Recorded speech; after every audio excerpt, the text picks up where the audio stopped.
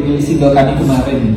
Saya ingin menanyakan mengenai bagaimana cara promosi dan cara mensiasati agar karya kita bisa naik secara popularitas, sedangkan event-event off-air masih banyak kendalanya. Ya, terima kasih. Halo, Ari dari Bogor. Jadi memang salah satu tantangan di era digital ini selain berkarya itu mempromosikannya. Memang mempromosikannya salah satu cara adalah memang bedanya begini. Kalau dulu zaman era dulu musisi itu benar-benar harus hanya fokus di kreativitas. Jadi gue bikin lagu, gue rekaman, tinggal nunggu nonton TV, tinggal tunggu jam manggung, tinggal kapan harus ke radio apa segala macam. Kalau kayak sekarang tidak. Misalnya kita punya label punya track sendiri untuk mempromosikannya, tapi sebagai musisi nggak bisa berdiam diri saja, harus melakukan juga, harus udah jadi anak band, udah jadi musisi, harus repot di sosmed juga, macam-macam ya, posting segala hal tentang aktivitas kreativitas lu, terus terus sering-sering IG live. Intinya adalah mengarah ke karya yang lu promosikan, dan itu nggak pernah berhenti. Mau sehari berapa kali segala macam, orang itu gratis sekarang. Jadi semakin sering lu mempromosikan, dan promosinya juga harus berbagai macam kreatif ya, dengan cara masing-masing. Tiba-tiba dibikin versi akustik, tiba-tiba dibikin vlognya, tiba-tiba mengupload ini kemarin rekamannya seperti ini, tiba-tiba pokoknya hal-hal yang kreatif mengenai sosial medianya gitu. Jadi memang berpromosi terus terang makin terbuka sekarang, sosial media ada gitu loh. Dan ketika kita akhirnya berpromosi, misalnya kayak kemarin juga Coklat baru merilis single, ada juga yang Zoom dengan radio, ada media-media. Jadi memang nggak pernah berhenti untuk mempromosikan, entah itu bersama label lo atau mempromosikan sendiri. Ya, jadi gitu ya. Untuk Ari sekali lagi harus tidak hanya berhenti berkarya di membuat lagu, bermain musik ya, tapi juga tetap harus melek digital lah istilahnya ya, pasti ya, karena mau tidak mau itu tuntutan yang memang sekarang harus dilakukan oleh para pekerja seni. Tidak sekedar berkarya, tapi juga harus benar-benar bisa mengoptimalkan segala jenis perangkat sosial media. Terima kasih Ari, sukses ya untuk Tune Bandnya ya. Nanti ditunggu karya-karya berikutnya ya. Selanjutnya, makasih Mas Erwin. Selanjutnya ini, nah ini mungkin buat Mas Roman kali ya, dari Mas Heri Priyono. Selamat siang Mas Roman, bagaimana cara mendongkrak sebuah single untuk bisa disukai oleh publik?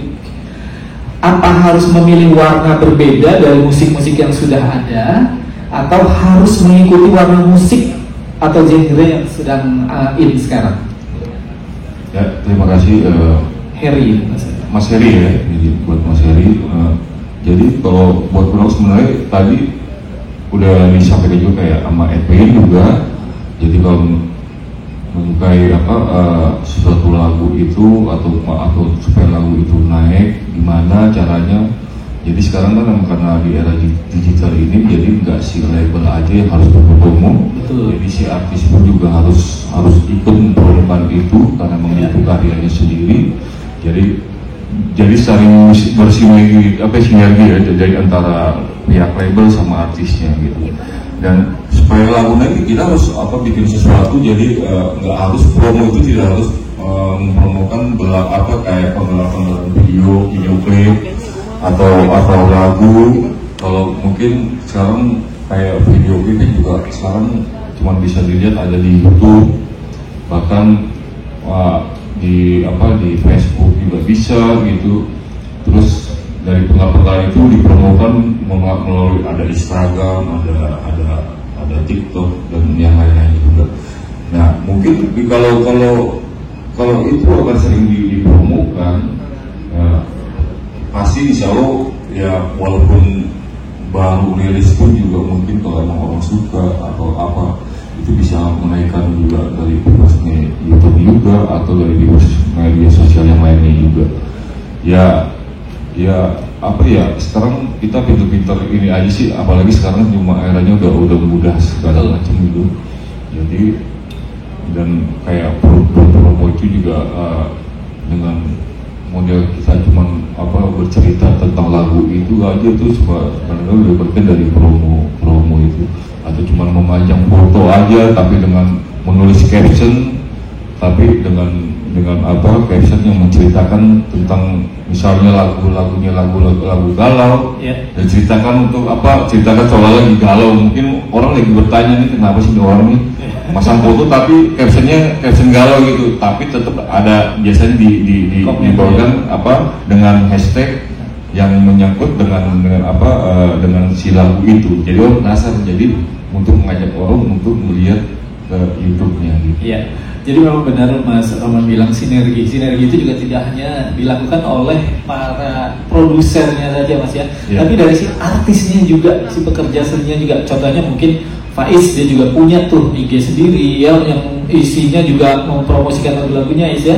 Kemudian YouTube channel sendiri itu. Jadi buat teman-teman, buat sobat Perpus, kalau melihat seorang pekerja seni memposting ini kan kemarin udah lagu ini udah, tapi dengan berbagai cara, dengan berbagai caption yang berbeda, ya wajar mereka sedang mempromosikan gitu ya. Jangan segan-segan untuk memberi likes, nggak bayar kok nge-likes ya. Itu kan sama kita cuma ceklek, tapi membuat para pekerja seni, rekan-rekan kita di sini untuk lebih berkarya dan merasa dihargai ya. Jangan lupa setelah ini langsung pada melihat YouTube channel masing-masing nih dari rekan-rekan pekerja seni di sini semua.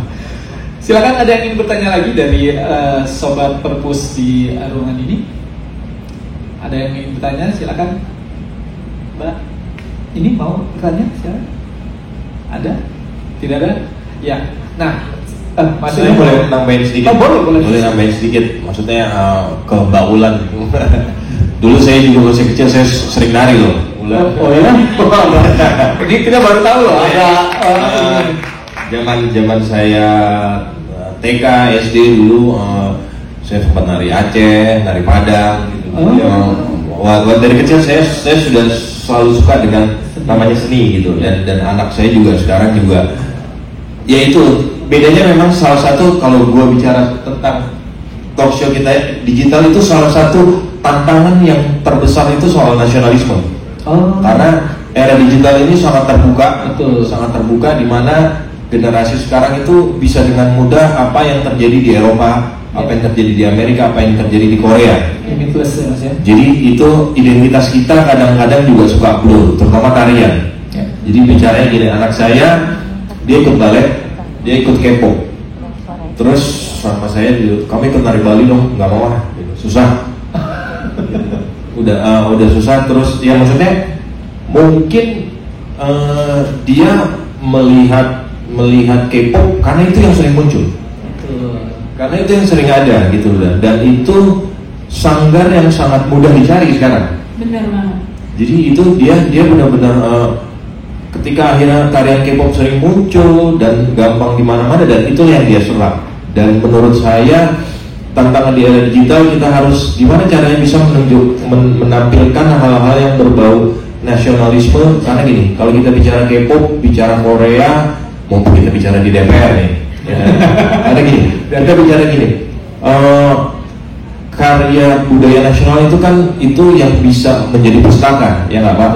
Kita lestarikan, yang itu akan menjadi legasi dan akan menjadi sebuah karya, menjadi bahan perpustakaan untuk masa depan generasi kita gitu. Saya punya contoh, sebelum era sosial media, Coklat itu pernah merilis satu album recycle, album nasionalisme. Itu ada yang tadi dibilang, ada Biar, ada Lalu Bandung, Tanah Airku, Satu Nusa. Pada saat itu kami riset dulu, salah satu alasannya kenapa kami merecycle album itu dengan ala Coklat menggarapnya.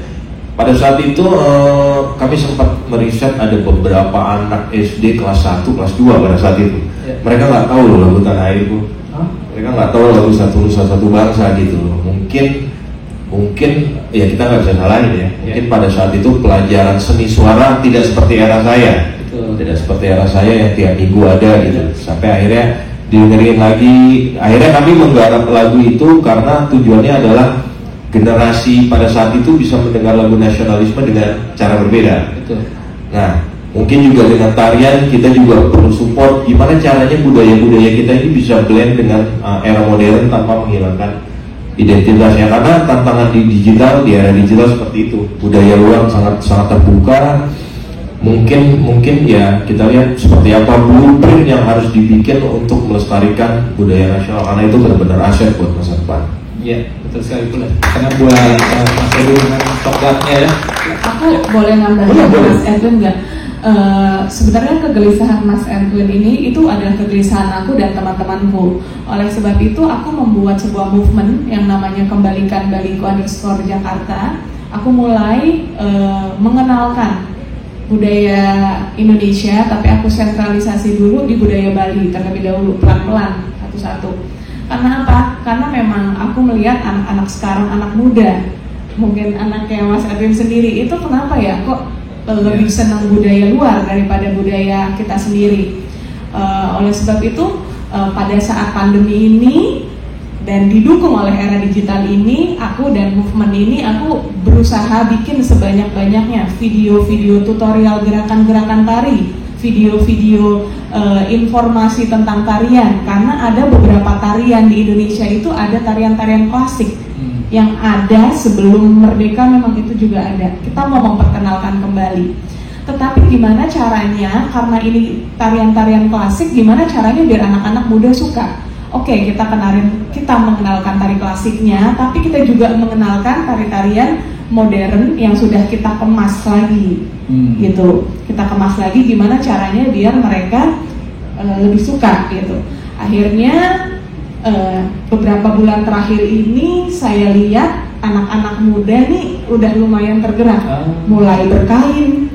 Salah satunya ya, contoh di luar tarinya sudah mulai mau berkain. Melestari berkain itu juga salah satu budaya Indonesia juga kan, pakaian Indonesia. Dimana kalau di India sendiri mereka nggak malu pakai sari, ya kan, pakai baju sari ya namanya ya. Kalau di Indonesia sendiri kita kan punya namanya wastra, punya kain kan. Kadang anak mudanya sendiri juga suka agak malu makanya mau di kondangan aja.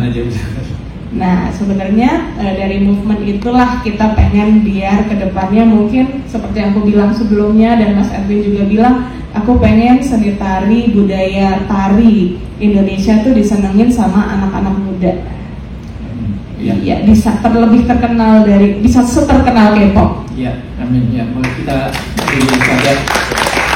Terima kasih Mbak Ulan dan Mas Edwin. Sebenarnya langkah-langkah itu juga ternyata pas di masa pandemi ini ada mengaungkan, jadi agak dipersulit, ada beberapa pencipta yang tidak sejalan dengan apa yang diterapkan oleh YouTube, sistemnya YouTube. Jadi dia tidak terima karena dia tidak mau lagunya di cover gitu. Tapi ya banyak juga orang yang mengizinkan mengcover. Sebenarnya etikanya kalau mau mengcover itu alangkah baiknya sih lebih enak izin gitu, walaupun tidak membayar, harus membayar. Tapi kalaupun tidak membayar pun sebenarnya itu juga di sistem itu juga udah dipotong langsung buat si penciptanya atau si yang mengcover itu juga ada bagiannya sendiri. Tapi ya kembali lagi, sebenarnya masalah mengcover itu juga sebenarnya ada bagusnya dan tidaknya juga. Mungkin kalau dibilang bagusnya, mungkin bagi si pencipta yang punya lagu itu mungkin lagunya jauh mungkin lebih dikenal lagi sampai kapan pun juga mungkin masih bisa diingat. Tapi kalau mungkin nggak bagusnya ya sudah, aturan mungkin yang lagunya dulunya tidak naik karena yang mengcover ini membawakan lagu dengan versi dia sendiri, akhirnya naik. Mungkin karena dia iri kali kan, jadi bagiannya lebih banyak gitu. Tapi ya itu sah-sah aja karena dia itu punya pribadi ya. Tapi kembali lagi kalau ya mungkin kayak tadi yang bilang juga di tempat juga sebenarnya tidak masalah, di umum pun juga tidak masalah. Orang harus mengcover silakan. Bahkan itu juga buat kita di umum juga lebih senang gitu, lagunya banyak orang yang suka dan bisa ya hitung-hitung beramal lah gitu ya. Jadi karena di situ juga ada sistem YouTube, situ kita terima aja gitu. Berarti emang rezekinya emang di situ. Berarti kalau lagu itu naik dan mungkin lebih banyak sih yang mengcover rezekinya dia. Ya. Jadi hitung-hitung beramal di masa pandemi ini. Rezeki gak bakal tertukar ya Mas. Nah, ya. Tapi ya alhamdulillah berita baik bahwa para pengcover itu sekarang pun juga maksudnya sudah harus mendapatkan menyisihkan penghasilan dia untuk penyanyi aslinya ya Mas ya. Iya. Itu kan kalau di YouTube ya, kalau misalnya kayak di TikTok gitu kan itu cuma sedikit tuh sepenggalan gitu, itu sama juga. Setahu saya sih semua sekarang sudah ada aturannya. Sudah ada aturannya ya. Maksudnya ya musisi mengcover lagu itu mau izin atau tidak itu tinggal masalah etikanya. Ya. Tapi secara otomatis semua itu sudah teratur dengan sistem gitu. Misalnya ada orang yang bawain lagu Karma, itu dia nggak bilang sama saya, itu tidak ada masalah. Selama dia bikin di YouTube misalnya bagus, viewernya banyak, secara otomatis YouTube sudah akan berhubungan dengan publisher saya gitu. Jadi memang semua sudah secara otomatis. Dan buat saya juga maksudnya saya tidak melarang dan musisi tidak melarang karena memang itu sudah menjadi ada hukumnya dan itu ada omset juga dan tadi lagu menjadi terus lestari. Ya, ya baguslah ya kalau memang sudah ada bagiannya masing-masing ya.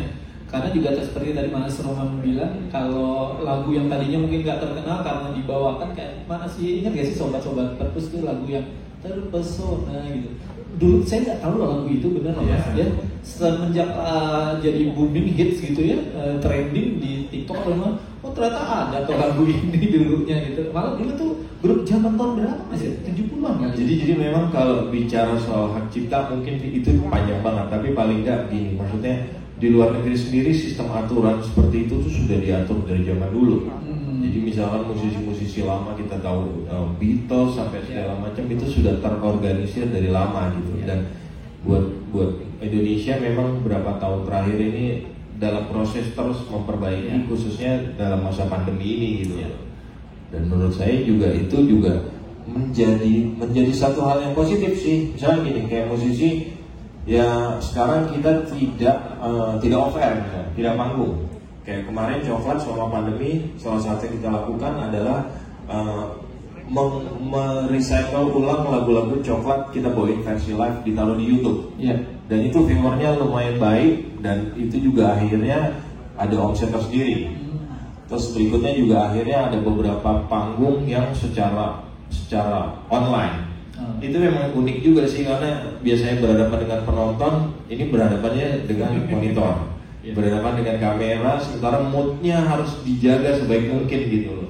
Ada pertunjukan yang live pada saat itu melalui Zoom dan melalui Google Meet waktu itu, ada juga yang memang tapping gitu loh. Tapi semuanya ya bagaimana caranya ngebiasain ya depan penonton, tapi ini hanya depan kamera tetap berusaha maksimal gitu. itu jadi tantangan tersendiri sih, tapi ya itu tadi harus beradaptasi, terus harus bisa adjust dengan kondisi. Betul. Gitu. Jadi para pekerja seni ini, Sobat-Sobat Perpus, mereka adalah orang-orang yang bisa mendapatkan energi kalau bisa manggung di depan penonton banyak ya Mas ya. Jadi rasanya tuh memang beda. Mungkin seperti Mbak Ulan, Jo juga ya, Faiz, itu kalau manggung di depan orang banyak seperti ini itu semacam mendapat energi baru ya nggak sih ya. Jadi kita tuh lebih semangat, kita bisa lebih kreatif, bisa lebih ngocol mungkin kalau buat Jomas ya, dibanding kayak apa, Jomas tadi kayak pantomim ya gitu ya. Jadi memang mudah-mudahan pandemi ini segera berakhir dan juga teman-teman pekerja seni bisa lebih mengembangkan kreativitasnya. Silakan untuk pertanyaan berikutnya, ada lagi yang ingin bertanya? Silakan.